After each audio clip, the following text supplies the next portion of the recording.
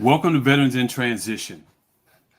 I'd like to thank each and every one of you for tuning in this morning as we celebrate Veterans Day. My name is Rod Miner, Executive Producer of Veterans in Transition. We are here this morning to share remarkable stories of veterans with different forms of cancer. You are about to witness remarkable stories of resilience and individuals who persevere and continue to make an impact in their community. But before we get started, I'd like to play a video that sets the stage for this morning's program. And how to manage my disease. Moreover, I endured various intensive treatments at 4 hospitals, including spending 90 plus days in ICUs, undergoing 2 stem cell transplants and 59 blood transfusions, and suffering through cancer, eating away 52 pounds of muscle. 1 in 3 people in their lifetime, 1 in 3 people have cancer. A cancer survivor is someone who's been diagnosed with cancer from the time of diagnosis for the rest of their life. For the rest of their life. Don't be like me. I did not know how to talk to a cancer survivor. In my mind's eye, a cancer survivor was someone, some sad, frail-looking person with thinning hair, tethered to an oxygen tank and moving very slowly. That was my image. I didn't know how to talk to them. I didn't want to talk to them because I wasn't, what do I say? What don't I say? How do I not feel awkward? That was all in my mind. My shoestrings totally untied. Moreover, I imagined that I would never have cancer. Cancer would never touch me. No way. I also felt embarrassed. After I was diagnosed, I felt embarrassed, and I didn't want to tell anyone I had cancer. Had my shoelace been tied, I would have known that there's no embarrassment to be that 1 in 3.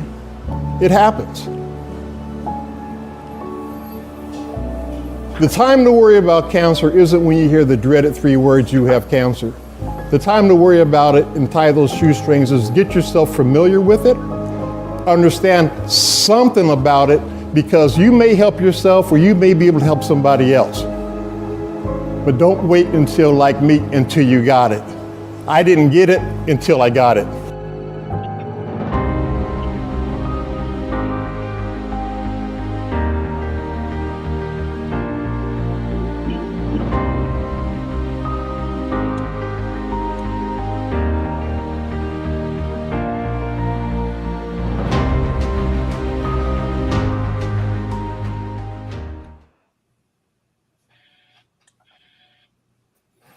And now I'd like to introduce our host for this morning is Jeffery Sapp.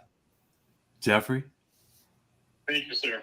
Good morning, good afternoon, good evening, wherever you are in the world. Thank you for tuning into this live video stream. It's very important to us, not just to the veterans, but also to veterans who have cancer or other illnesses with it.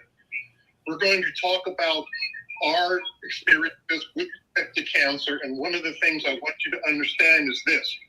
A lot of people who have cancer don't want to talk about it. They don't want to say anything, they don't want to move, they don't want to express their feelings and all. And I think that that's bad, because we can contribute to the cancer knowledge bank by sharing our experiences and getting people to be more aware. We want to get to the point, like, if you see someone walking down the street, they grab their arm and they get tightness in their chest, what's the first thing you think? Heart attack or stroke? We need to get where there's certain symptoms that people detect in their lives, or when, how they feel, to say, yeah, I need to get to the doctor, I need to do routine screenings, and so on. The best way to do this is for our folks to share their experience. We'll offer some advice. This is not medical advice we're offering, it's just our insights. And hopefully you will learn something from it that will benefit not just you, but your family and loved ones. Coming up first is going to be my fellow cancer survivor, Carl Trefferperson. He's going to share his stories and insights, and then we'll rotate to the rest, and I'll come back at the end. Again, thank you for joining us. Thank you for being here. Carl, if you're all set, take it away. All right. Thank you very much. It's a pleasure to be here. My name is Carl Henrik Sharperson Jr., President, CEO of Sharperson's Executive Leadership Innovation Strategist, and I'm here today to talk about my cancer journey. I was born in Washington, D.C., moved to Spotsylvania, Virginia when I was 14 years old, played sports, wanted to go to college. Parents didn't have a whole lot of money.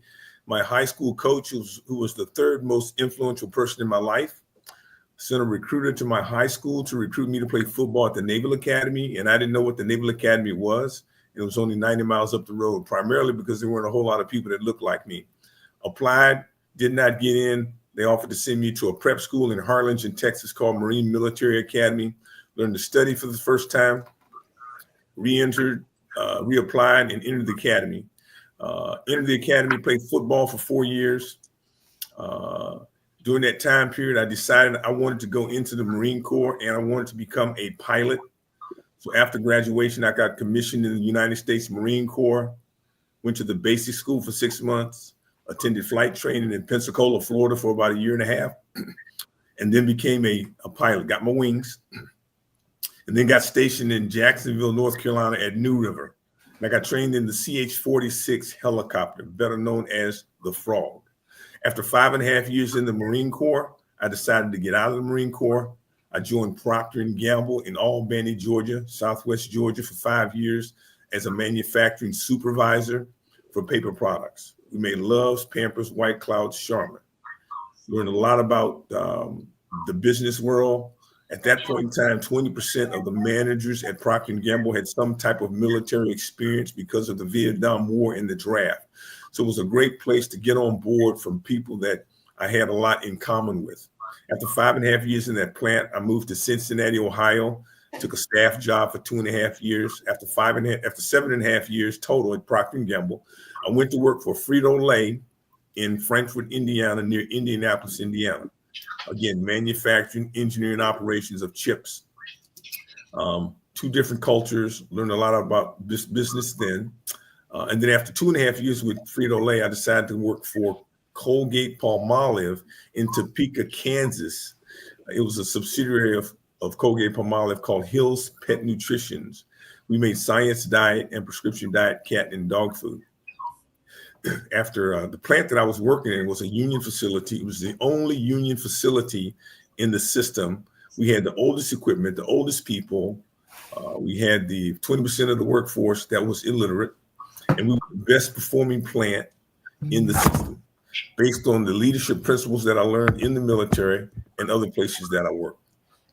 I'm constantly moving west. My parents are living in Virginia. My wife's family's living in Florida. So I wanted to live somewhere between those 2 states. So I took a job as the vice president of manufacturing for a company called Dunlap Schlesinger. We made Max Fly, Dunlap, and Schlesinger golf balls and golf clubs. After working for them for about 6 months, it became clear that my boss and I agreed to disagree. And I decided to part ways after that with that company after about 1 year. So now I'm in the right location, don't have a job. I'm trying to figure out, do I want to go work for somebody else or do I want to do my own thing? I decided that I wanted to start up my own business. So in 2000, I started my own business doing speaking, business consulting, executive coaching. And basically, I help individuals and organizations get clear about what they want to work on, because you can't work on everything, and then help them develop strategies on how to get those few things that they can work on and put together a roadmap so that they can clearly understand what they need to do step by step, day by day to get where they want to be. In 2012, December the 23rd, I went in for a routine colonoscopy. This routine colonoscopy, the doctor says everything looks good. I went home to visit my family, and I couldn't lie on my stomach, and I couldn't lie on my back. My stomach was hurting. I couldn't figure out what it was. Came back to the doctor. The doctor gave me some pills. Went home, nothing got better. Gave me some more pills, nothing got better. And then the doctor finally says, I'm going to give you an x-ray of your stomach. So the doctor does an x-ray of my stomach, and he says, I see enlarged lymph nodes in your stomach, and I'm going to refer you to an oncologist. That was the first time I'd heard the C word. I went through a bunch of tests, blood tests, bone marrow, you name it, I did it. It seems like it took forever. It took probably 2 months to do all those testings. And they finally diagnosed me with stage 4 non-Hodgkin's lymphoma. When I was diagnosed, I looked like I was 6 months pregnant, sunken in face, sunken in legs, sunken in arms. I looked like one of those starving kids from Africa. After diagnosis, I can remember being in the doctor's office with my wife with that diagnosis. My wife starts crying. The caseworker named Pam says, Carl, you can beat this thing, but you have to have a positive attitude. So I went home, contacted a cancer survivor friend of mine, and she said, when I was going through my cancer journey, I used to walk in what I called my chemotherapy walk. So my treatment was 6 rounds of chemotherapy, 3 weeks apart, 4 different drugs. The only drug that I remember is called the Red Devil, and that's the one that takes the hair out of you, takes hair off your body, off of every part of your body. So when I walked, I used to walk, and I would say 1 of 3 scripture when I got negative things in my head. I would say either the 23rd Psalm, the prayer of Jabez, or the Lord's Prayer. And I would continue to say those things until the negative stuff that was in my head came out of my head. So I went through the 6 rounds of chemotherapy. Originally, it was supposed to be 8. After 6, the doctor says, I think, we'll test and see whether you still have the cancer. So after 6 rounds of chemotherapy, I was diagnosed cancer-free. And I pretty much got back to doing whatever I was doing over time, right? 4 years ago, my wife went in for a routine mammogram. Now, she went in she had back surgery. She had back pain for 20 plus years. The doctors finally said, we're going to go in and operate and fuse L4 and L5. So she goes in for the surgery. After the surgery, she's pain-free for the first time in 20 years. When she's pain-free, she feels this lump on her breast. She gets it checked out. She was diagnosed with stage 3 triple negative breast cancer.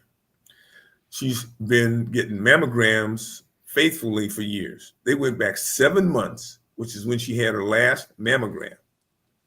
And from the time she had her last mammogram 7 months ago, she went from 0 to stage 3. Because of that, if she had not had the back surgery, she never would have felt the lump, and she never would have gotten the treatment that she needed. She had 16 rounds of chemotherapy, double mastectomy, reconstructive surgery. So that was her cancer journey. 2.5 years ago, I went in for my second routine colonoscopy. The doctor says we got a small polyp. We're going to put it in the lab, probably no big deal. That was on a Thursday. Sunday morning, I get a call from my doctor. The doctor says the polyp that we took off was cancerous. So I need you to come in tomorrow so we can mark the spot, and I need to do surgery. I said, okay, doc, what's the surgery? He says the process is to go take 3 inches above, 3 inches below that spot, remove it, stitch it together, and you should be good to go. So that's what I did. 3 days in the hospital. The toughest part about it was having my first bowel movement. But once that occurred, I went home. I had the restriction of not being able to lift anything higher than 30 pounds for about 2 months. Again, I'm cancer-free. How has that affected me? My dad had prostate cancer. My mama had ovarian cancer. But based on all that, what I did was I put together 2 books. One is called Sharp Leadership, Overcome Adversity to Lead with Authenticity. It talks about me growing up, integrating the school, my military service, 3 Fortune 500 companies. Talks about my first cancer journey. I had a 17-year Marine Corps veteran who got out of the Marine Corps with post-traumatic stress disorder, became a substance abuser, then he became homeless. Now he runs a shelter for homeless veterans. He said it's the first book he ever read from cover to cover in his life. So it's a self-help book that can help a lot of people. My second book, Sharp Leadership, Parenting Principles for Rearing Young People, I wrote that when I was doing the downtown of my second cancer journey. It talks about my kids. So I'm a firm believer now, my wife and I both, we will stop people and help them understand the cancer journey. One of the things I understand about the cancer journey, people react three different ways. Either you tell everybody, you tell nobody, or something in the middle. And when they have that perspective, then we have to honor that. Thank you for the time, and thank you for allowing me to share my cancer journey.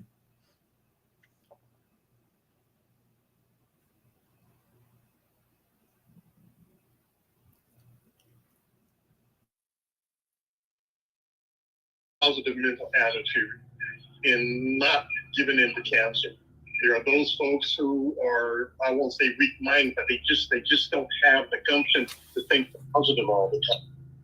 If you think positive and your body, it can help get over that hump. And as Carl, in the two instances, plus his wife, is now cancer-free, a living testimony. So, of course, God has a lot to do with it. And all you can bring to the table is your mental attitude and keeping it positive. Next up is Tank. We call him Tank. He'll introduce himself and explain that name there, and he'll share his insights and his journey. Tank? Good morning, everyone. I'm James Tank Williams. I got that name when I was a young kid. They said my head was shaped like a tank, so they wanted to call me Tank Head. As a young kid in Brampton, I fought to get rid of the word head, and tank stuck because of my ability to survive in the 60s and 70s. I'm an Air Force veteran. Joined the Air Force in January 75, got out December 78. I still call myself a mechanic in a necktie. And the reason I call myself a mechanic in a necktie is that when you're a kid that goes into the Air Force, I just graduated out of high school, you don't have a clue. You pick something called hydraulics because you think it's related to lifts on a car, just picking things up. And then you learn the extensive understanding of aerospace and aircraft and what it does. And the passion just grew inside of me. I had an incredibly good time learning, working on aircraft, being able to look at the pilot and say, "Sir, ma'am, your airplane is ready to go." That enthusiasm for me carried on in my transitioning from the Air Force to the civilian life. I was lucky enough to work on the A-10, so some of the civilians recommended me to go to work at Fairchild as an hourly person, assembler. I had no idea what an assembler person was. I was introduced to working on aircraft using real motors, and all those types of things. Within 6 weeks, I was promoted into supervision. I spent the next 5 years with Fairchild, going from a assembler in 6 weeks, supervisor, general foreman, superintendent. So I fast tracked in 5 years through that whole operation, building the A-10, parts of the 747, parts of the 757, all different types of aircraft. So aircraft structure understanding, coming from hydraulics and then transitioning to aerospace, has been just a journey. I went to work for Rockwell building the B-1 bomber. Okay, I've worked on all types of some of the greatest airplanes, and A-10 and the B-1 are still flying. I then spent 5 years at Kennedy Space Center, had the solid rocket boosters. I was there when the Challenger blew up. I was there with that painful incident and shared the pain of going through it, and then the transitioning of how to make the process of flying the shuttle safer going forward. So I've been blessed and been inspired. I then spent 25 years building wheels, brakes, and anti-skid systems on everything. So I continue to progress upward. My last job was president of Marine Countermeasures USA, building all the countermeasures for any and everything, aircraft, helicopters, ships, everything that protects the warfighter when they're in action. I mean, we have a 96% return rate on all of our warfighters when they're using the product. So that was probably the most enthusiastic job. And I retired there in 2019, decided to retire. COVID hit. during that transition, I felt that I needed to put some of these things pen to paper and share my journey through life. And I published a book called From the Bottom of the Boat to the Boardroom. The intention of the book was to talk about my ancestors, the inspiration they've given me, and everything I've learned and used to motivate myself. So you will continue to hear me talk with a very enthusiastic attitude, because to me, that's just how you fight through all these different things you go through. When I was, the other thing I've done is I've always been proactive about my medical health. You know, I'm not one of those men who won't go to the doctor. I do my physicals, okay? I do my PSA check. I do all those things. So I felt pretty good. You know, my PSA in my 50s said I needed to do a test every 2 years. Fortunately for me, you know, my wife, and sometimes we get upset with our spouses for male or for nagging us. But the best nag I ever got was in April of 2023. My wife asked me when I had my PSA check, and I said, I think 18 months ago. She said, well, can you go get it checked? And I did, and my PSA was elevating. And that elevation and those processes that took from April until June, and then getting the biopsy 16th of July.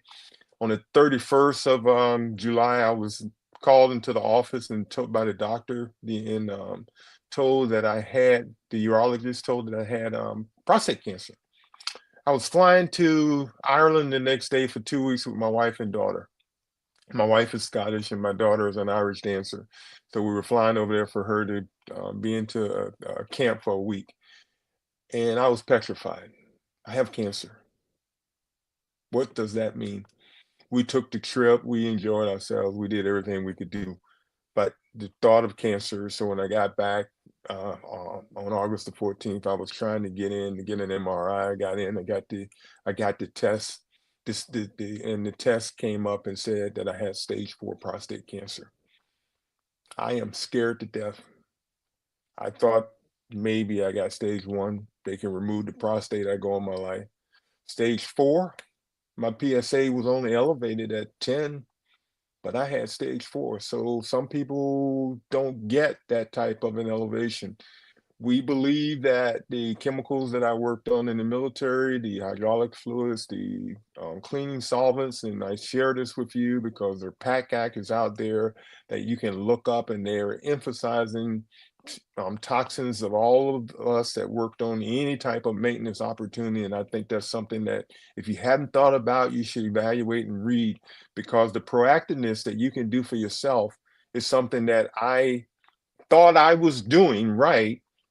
But the standard statistics said at my age, I needed to do a PSA check every 2 years. I was diagnosed with 16 months. So I encourage everyone, and I've been on the phone calling people and yelling at people, following up that they get their PSA. That's how I got inspired and motivated. My journey with cancer, got in to see a real oncologist the end of August. He told me that with the right aggressive medication, he believed I could live 10 years. That was inspiring based on internet education that I had done that said I'd be dead in 9 months. The statistical information that they have now, that my body has been handling the medications very well. Although one of the medications was making me so depressed, the anxiety, the emotions of taking a hormone medication that women takes, and no disrespect for that, but was causing me to be 5 times emotional, crying, going through all types of things. And after 9 months on that medication, I had to do a hard stop. I went through radiation, aggressive radiation, 28 days, looking at the body, looking at all of the lymph nodes and everything. And I had one rib where there was cancer at. So, you know, the whole process of being proactive on yourself is what the message I want to leave with everyone, and understanding that cancer is real. Prostate cancer is quiet. It's a silent one, but you can only help yourself. You can only educate yourself. Whatever the doctors are telling you, that's okay. But there's additional information out there. I have one chart that I need to figure out how to get posted that I have had created by my oncologist that kind of gives you a little bit more education on one piece of paper that talks about prostate, and I'll figure out how to get that out there. Why do I want to do that? Because I want to help everyone be proactive against the cancer type that I had. And stage 1, they can remove the cancer. There's things they can do, the prostate, sorry, and you can go on with a regular life. Stage 2, 3, and 4 has all types of other challenges that you may end up going through. There's no history in my family of cancer, none at all. So me having cancer, me understand that the enthusiasm that you hear again is because that's how I like to live and that's how I like to enjoy life. I exercise 3 to 4 days a week, try to eat healthy, not always, but I do pay attention to what I'm doing, how my body's working, and I continue to go to all of my different disciplines of doctors, my heart doctor and my GP doctor. My cancer, I'm using private because I'm fortunate enough to have Medicare and a small insurance that I can use. I am 100% disabled veteran because of the toxins. So again, those are things that you need to check on because you want to get ahead of that, and you can sign up for things right now that you don't know. If you look at the PACT Act, that gives you a visibility of saying, maybe I don't have cancer today, but at least you've signed up and you've talked about the different things. So I encourage you to do that. From a family perspective, it's been a tough journey for my family. The emotionalness of the medications have been challenging. I take a sedative now that has significantly improved me and my stableness with my family. But for 9 months, I was hell on wheels with erratic behaviors, crying, and all those different things. And again, those are things that when they start to happen and you don't quite understand them, you should seek help. So I just want to end with telling everyone again, happy Veterans Day, and be your own advocate for yourself and continue to fight. And if you need to reach out to me, I'm here to share my story in any way I can. Thank you. Thanks so much. That's a lot of great things, or 3 things you said, which I want to point out, which I think is consistent and common with all of us, is when you said your wife nagged you, that you didn't get the PSA over 18 months and got you back in there. My story is kind of like that, where I was ignoring things and I needed external pressure to get me engaged to go check on my health with it. The other thing when you talk about being proactive, we cannot express too hard to need to be proactive. You can't sit here and say, I'm fine, nothing's going to happen, I'm young, I'm whatever. Fill in the blanks. I was there, and cancer's never going to get to me. News bulletin. Have I been proactive? Would it have changed things? I don't know. But Tank's point about being proactive is very, very important. The other thing I hope you picked up on was family. There is an impact on the family, and you need to be mindful of that. It's not just all about you. I mean, you influence what happens, but be mindful of the family, the caregivers, and the people around you. And he was very sensitive to that, and obviously things have worked out very well. And I salute him for that. Next up is my fellow cancer survivor, Elijah. You guys want to tell his story? His is more significant because there's a lot more involved with it, and I'm sure he'll explain that. So, Eli, it's all yours. Hey, good morning, all. Great to be here. Happy Veterans Day. As Jeff pointed out, my name is Elijah Turner. I'm also Jeff's classmate from the Naval Academy. We both graduated in 1977, and I also played alongside him for at least a year or two with football. I never achieved the accolades that he did, but nevertheless, we were teammates. And I also want to make mention of Carl Sharperson, who I met at Marine Military Academy in Harlingen, Texas. And that's where I met Carl prior to us getting into the Naval Academy. He was a class of 1976. I was 1977. That being said, I chose the route of surface warfare while I was at the Naval Academy, because that's typically what the Naval Academy trains you to do, is to become a surface warfare officer. And that being said, I had a wonderful career focused primarily on not only the surface community, but also the intel community as well.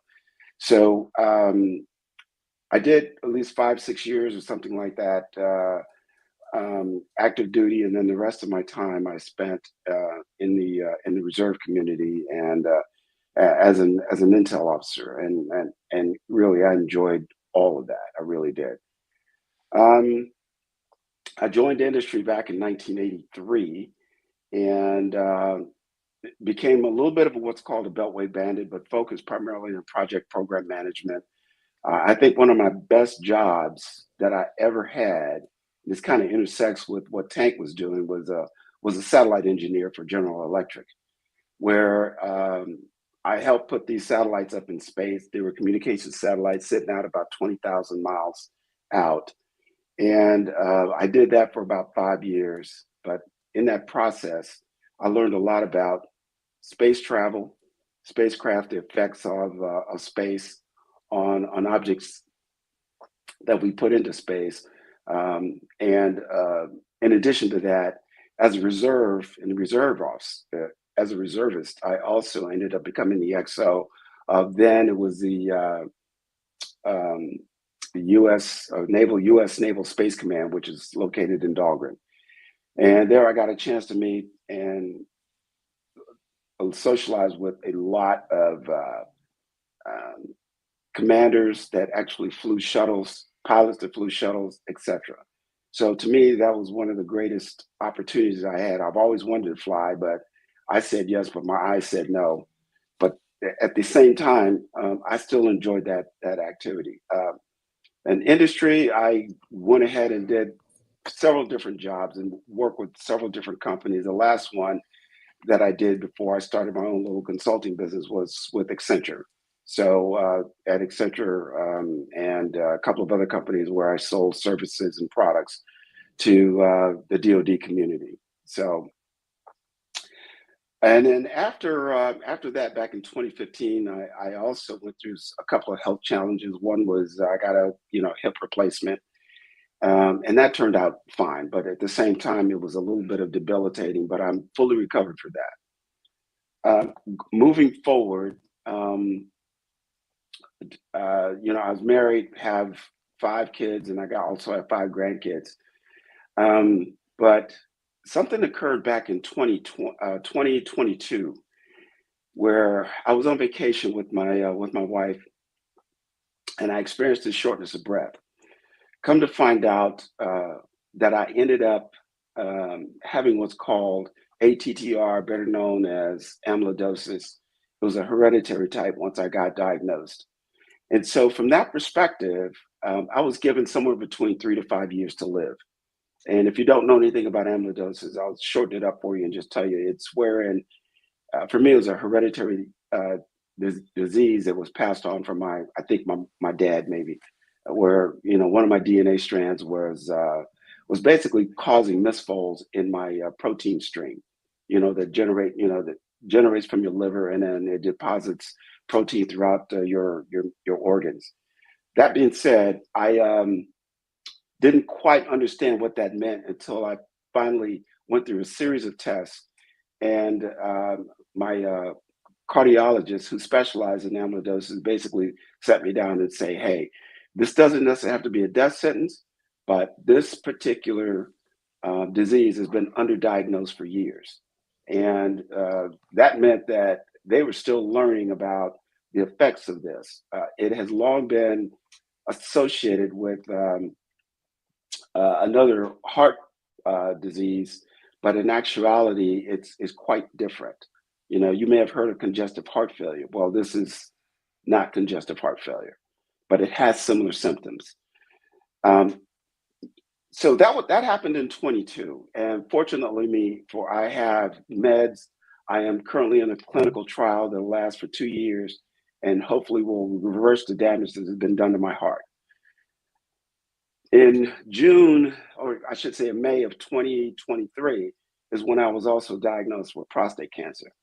And you've heard other people talk about, monitoring, your PSA level. I consider myself to be in pretty good shape, had no reason to believe that my PSA levels would increase, but they had slightly started to tick up over the last couple of years. And then back on May 3rd of last year, I was definitely diagnosed with, you've got 3 cells in your prostate. That's definitely cancerous. The good news is that I caught it early. However, I still had to go through the treatment.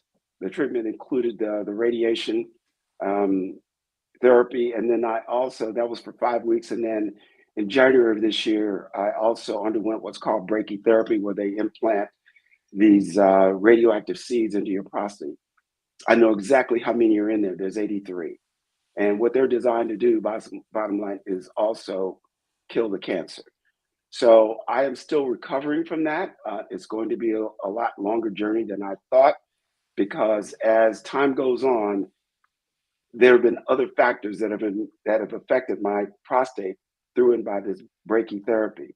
And in fact, probably within the next couple of weeks, I am going to go and get another, what they call a PET scan, which is basically an MRI, to determine whether or not the cancer in my body right now has metastasized, meaning going outside the prostate, or if it's still in there, because I have what's called another related disease, or if you want to call it, or irritation of my prostate, called prostatitis. So I'm still working to get that resolved, because of my last PSA test, it spiked up. In May, it was relatively low, as it should be after the brachytherapy. But a few weeks ago, I took another PSA test and it spiked up to something like 2.1. So bottom line is, it is what it is. So, but don't get me wrong, my spirits are still high. It always has been. I have a great support group. I was able to, once I realized that I had cancer, I was able to talk to my pastor about it, because I kind of found out that he had prostate cancer. But unlike me, he did not monitor his. So when he got diagnosed with it, he was telling the doctor, well, yeah, I know I got it and all that, but I'm going to, wait, because, Easter Sunday's coming up, and I got to prepare my sermon for that. And the doctor looked at him and told him, and says, well, you can do that, but, if you continue this route, we may be talking about your eulogy instead of a sermon. So that kind of snapped him out of it, and he went ahead and did what he had to do to get resolved. I will make mention of the fact that you'll hear stories about prostate cancer and just cancer in general. Everyone has a different story. I've talked to some of my classmates who've been through cancer, have had cancer treatment, prostate cancer, and every last one of them has different stories about it, about how they treat it. You heard Tank talk about hormone therapy. I didn't have to go through that as of yet, and hopefully won't. But at the same time, everybody's story is different. And you may want to think, why? Well, the other thing that I learned is, even though I had 3 cancer cells, all those cancers were different. They weren't just, oh, it's a cancer cell and they're all the same. No, they're not. Some of them are very aggressive, some of them aren't. My suggestion and recommendation to all of you is to make sure that you continue to not only monitor, but get your PSA test done at least, once a year. If it's 2 years, break that down and get it once a year. I think, because of the environment we're in, the food maybe we're eating, there's always causes for it. But the point of the matter is, be very, very proactive. The other thing I would advise you to do is to, reach out, and if in fact you do have cancer, or whether or not you know of someone, start to interact with them. I got a phone call out of the blue, basically about a couple of months ago. They indicate that a friend of mine that I know indicated that he'd been diagnosed with cancer. And so what I did was transfer the knowledge that I had to include giving him my contacts to my urologist and my oncologist, so that he could sift through that information to determine what might be the best path for him. Fortunately for him, just like me, he caught it's early. But at the same time, it doesn't have to be a death sentence if you catch it early and you do the right things in order to try and mitigate it as quickly as possible. So that being said, I would also advise and recommend that you get involved with some sort of a cancer program that's ongoing, maybe research, because there's more to be learned about this disease, and to help others figure out what might be the best way in which they can continue to look at this disease and figure out whether or not they can help themselves and or others. So that being said, I appreciate the time and the effort for everyone to put this presentation on, and I'm very proud and pleased to be a part of it. Eli Turner, thank you. Thank you for that, Eli. I'm going to ask a couple of questions to the panel. Think about your cancer journey. Who was the person that helped you the most through your cancer journey? Was it a family member? Was it a doctor? Was it a pastor? Family friend? Who was it? For me, it was my wife. And my wife, I didn't think could handle the situation. And what I did was, once the doctor told me I needed to see an oncologist, I called my pastor and the best man in my wedding and told them, but I did not tell my wife. And once she found out that I did not tell her, she read me the riot act. But I did that because I thought I was protecting her. I didn't know at the time that she would be a strong force in helping me overcome this dreaded disease. So I'll open it up to others. Who in your life was very, very instrumental in your cancer journey? I'll Tank? speak. I'll speak. My wife and my oncologist were probably the two champions. My wife was right there with me. Unfortunately for her, as the treatment started to come on, I was a little bit more aggressive with her than I wish I was, but she's absolutely been supported the whole time. My oncologist has connected with me on LinkedIn and checks on me. We talk about the PSA. I have a very aggressive cancer. My PSA is checked every 6 weeks. I see the oncologist every 90 days. So, everybody's got their own journey, but, let's be serious about the different challenges of cancer. But you need advocates. I also have Carl that's on the call. He prays for me. He calls me. I mean, it's such an amazing situation when people care about you and call and check on you. And sometimes the best way for us to do it is for him to leave me just a voice message and allow me to listen to it, but allows me to listen to it more than one time. And I appreciate that from Carl. Outstanding. Eli? Yeah, Carl, basically everyone on this call has been a really good inspiration for me. My wife, my pastor, I have a pretty good support group. I think one of the toughest things that I actually had to do was talk to my kids. I know they're young adults right now, and but at the same time, they supported me as well. I don't have anything other than the fact that the other thing that I have is my strong faith. That to me is sort of number one. I can only think of one other time when I really started to feel depressed about the fact that not only did I have a heart disease, which I never expected, but cancer as well. And so there was a time when I realized that, wait a minute, I have this twofer. I got a heart disease and I also have, prostate cancer. So, how do you deal with that? Well, like I said, I've had some relatively long and in-depth communication and discussions with my wife around it. And she's always been uplifting and telling me straight up, we're going to get through this. We're going to get through this. We're going to get through this. And I actually, with the faith that I currently have, I'm able to reach out again to, people in my orbit, like my pastor and other members. I got other guys that I talk to that are that actually are graduates from the Naval Academy that has cancer, and I can talk to them about where they are in their cycle, and what they did and what they're doing now. And I can also share back and forth in terms of where I am.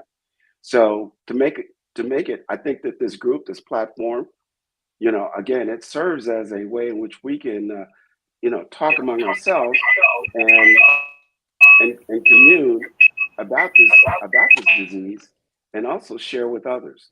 So yeah, that's kind of like my part of my story, and it's an ongoing story.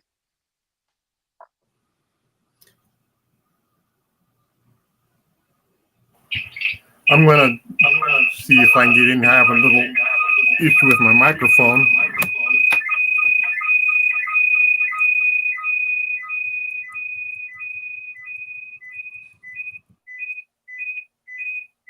Well,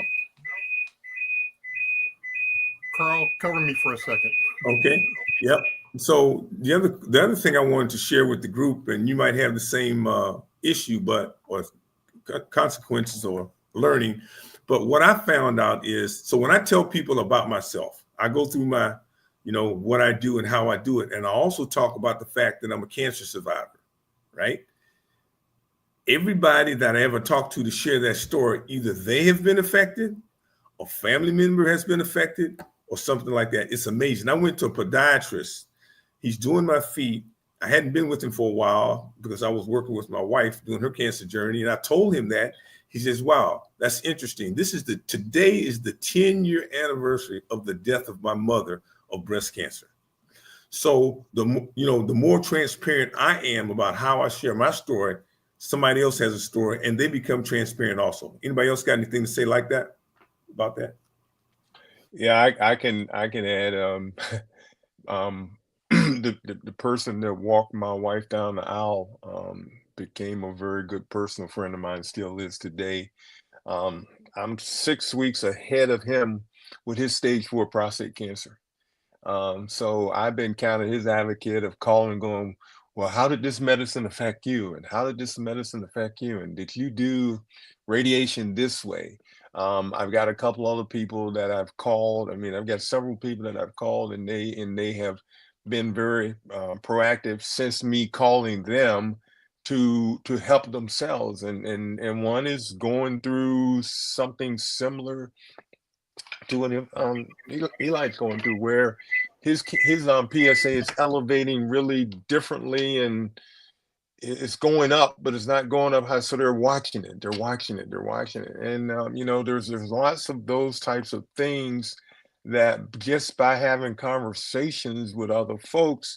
But I've called people on Facebook. I'll be honest with you. I've messaged people on Facebook, men, some that were personal friends and some that I just was socially engaged with, and just said, get on top of this. And they've come back and they've gone, why? And then I've told them why. And in some cases, I've scared the living hell out of them by telling them how fast I went and how, normally, that's why I wasn't concerned. A PSA of 10 in most cases doesn't get you to stage 4. It's still in stage 1. So you can't always just look at the PSA. You have to have the intelligence of your urologist and also your oncologist. And in my case, my urologist was kind of laid back and was like, not that big of a deal. So I fired him and went out and searched and got my own oncologist. So again, the proactiveness of doing things for yourself and not just listening to what people think, okay, they got a medical doctor's degree. Okay, yeah, but they may be stuck in, 2015 or 2020. So the information changes. You have to be proactive in working on yourself and sharing that information. And when people somewhat give you negativity about, well, I don't think I need to do it, I get in their face. I call them, because it's important to share. It's important to try to help others. And for me, for whatever reason, that ability to do that actually inspires me and keeps me motivated about myself. Outstanding. Eli? Yeah, I have a cousin that is in LA, and this past summer, she invited me out to share my story with not just with her church group, but she is a cancer survivor herself, her and her daughter. And I was going out there to do just that because her and I were talking about cancer, and she's been doing this for several years. So she has a whole sort of a program where she, from a community outreach perspective. I could not make that trip, which I bought my plane ticket and everything to go out there to do that. Why? Because I had to bury a very close friend of mine He was actually one of my youth. He was a youth coach, football coach, of which I was a part of his, his coaching staff, and I had to bury him because of cancer. He had contracted cancer. He had survived prostate cancer, and then a couple years later, cancer showed up again throughout the rest of his body. And over the course of a relatively, 9-month period, he went from, hey, I've got cancer again, and it's metastasized to my body, to, his demise, unfortunately. But I say all that to say that, yeah, this cancer journey is real. Do everything you can to make sure that, you're doing everything that you can, and to share it with folks.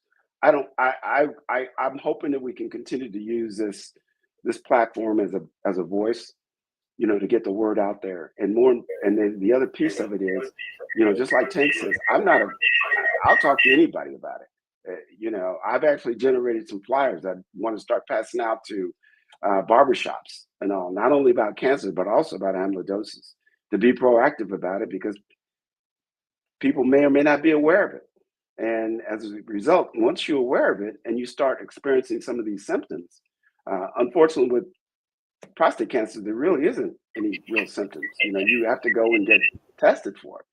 But ideally, making yourself more aware of it will hopefully ensure that you'll have a better chance of beating it. Outstanding. We're going to go ahead and wrap up now. Thank panel members for being here. This has been a pleasure. And you can reach out to us. You've got our names, probably through LinkedIn, Facebook, or the internet, some combination. Don't hesitate to reach out to us. There's a couple of books that we talked about. Feel free to reach out to those. And we're just so happy to be able to be joined together with Parallax and share our story. With that, I will sign off. Happy Veterans Day. Be blessed, be safe. And Jeff has something he wants to say. Yeah, I want to just also piggyback on what you said with respect to Parallax, with respect to everyone checking themselves, and all the whole story is, all these stories point to one thing: awareness. Be mindful of your body, what you have going on. When I was in Saudi Arabia, I was extremely tired. It turned out I had leukemia. And I had the leukemia that only 1 in a million people get. And I was ignoring it. And the symptoms for leukemia is very similar to the kind I had to the flu. So they gave me flu medication to take to make me feel better. Had I not finally listened to my body, or the nagging from my wife, I would have died alone in a foreign country. And that is a fact. When they finally figured it out, I was airlifted. I was medevac from the Kingdom of Saudi Arabia to Georgetown MedStar University Hospital, went right into urgent care in ICU. And for 5 days, I was on chemotherapy, 5 continuous days. And for 5 continuous days, I had dialysis, because the proteins from the leukemia killed my kidneys. I go from that to where we are now, where I, like with Eli, went into a clinical trial. I should have been dead 7 to 14 months after I was diagnosed. I am now 5 years out. One, because of positive attitude, really because of God, number one.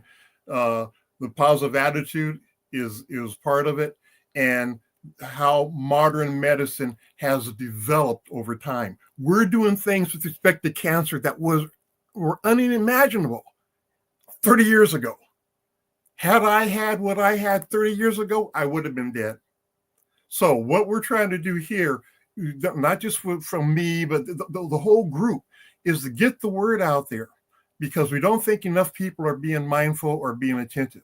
Also, if you have a charity, or you have a cancer research organization, or someone out there that you can donate to them. Support them as all possible. And if you are a survivor or a caregiver, don't hesitate to share your story. There's nothing wrong with doing that. It enhances the knowledge bank with it. That's very important. Legends decree that the phoenix, the mythical bird, the phoenix, would live for 500 years. And after 500 years, it will build a funeral fire and lay down in it. And as it started to be consumed, it rise up out of the flames, out of the ashes, and be even more powerful for another 500 years. These guys and myself are like the phoenix. We've been consumed by the fire. We've been consumed by the cancer, but we're not giving up. And our goal is to rise up and to encourage other people. And that is the basis of Parallax Journeys. So to echo what Carl just said, I really appreciate you all tuning in and listening.